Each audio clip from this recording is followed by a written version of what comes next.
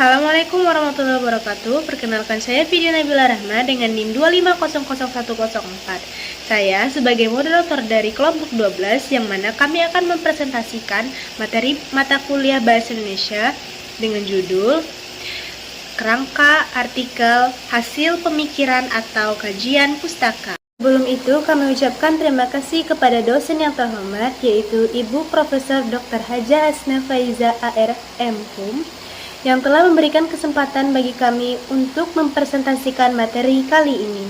Kami dari kelompok 12 akan mempresentasikan materi kali ini, yang mana beranggotakan dengan saya sendiri, yaitu Vidya Nabila Rahma dengan NIM 2500104, Tasya Khairunisya dengan NIM 2500101, Tia Nur Aini dengan NIM 2500102, Uli Ramadia Safitri dengan NIM 2500103, Syifa Saskia dengan NIM 2500100.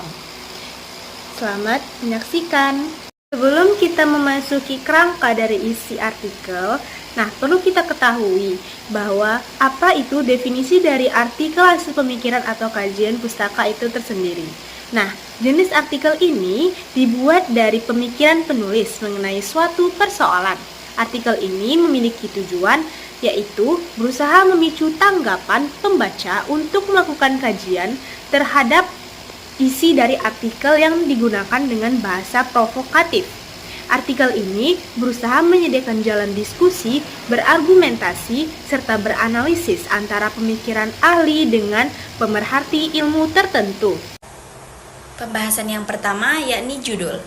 Seperti yang sudah dijelaskan sebelumnya, artikel jenis ini biasanya memiliki sifat yang provokatif.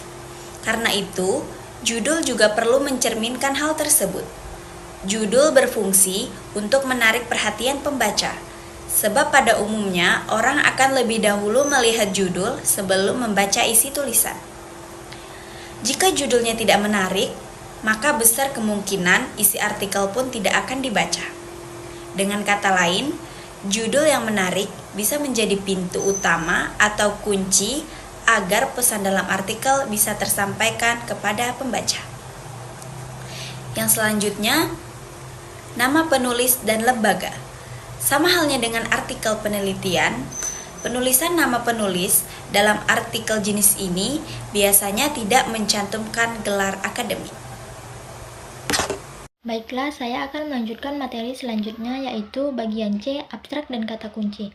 Abstrak biasanya ditulis secara ringkas dan singkat, dan biasanya abstrak ditulis dalam satu paragraf yang memiliki 150-250 kata.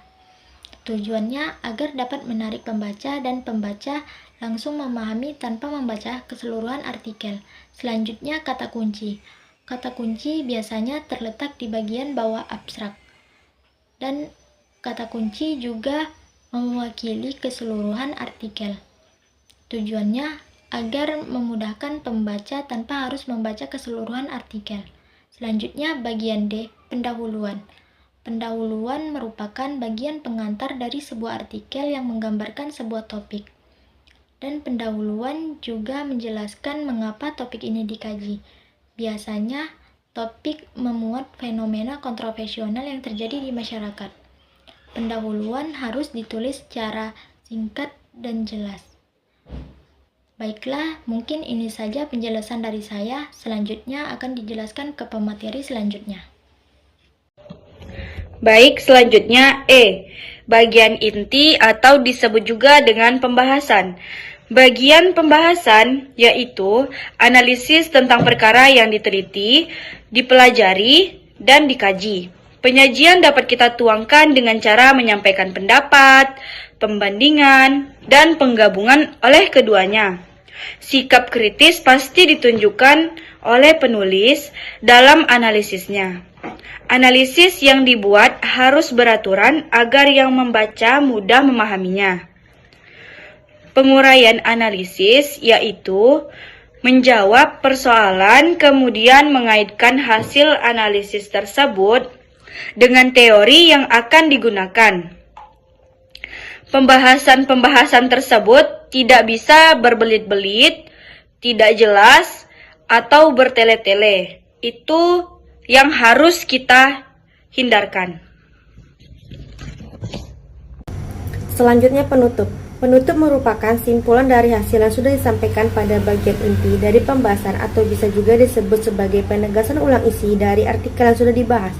Penutup juga merupakan ruang bagi penulis untuk menuangkan saran serta kritikannya. Dan yang terakhir, daftar rujukan atau daftar pustaka, yang merupakan kumpulan semua sumber-sumber informasi yang digunakan dalam artikel. Format yang digunakan dalam daftar pustaka biasanya menggunakan format APA, MLA, atau Chicago, atau menyesuaikan dengan pedoman kampus.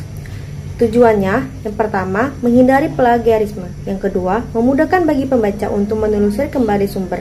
Yang ketiga, memberikan apresiasi kepada penulis. Nah, sekian presentasi dari kami. Mohon maaf apabila ada kurangnya. Sampai jumpa untuk pertemuan selanjutnya. Bye-bye.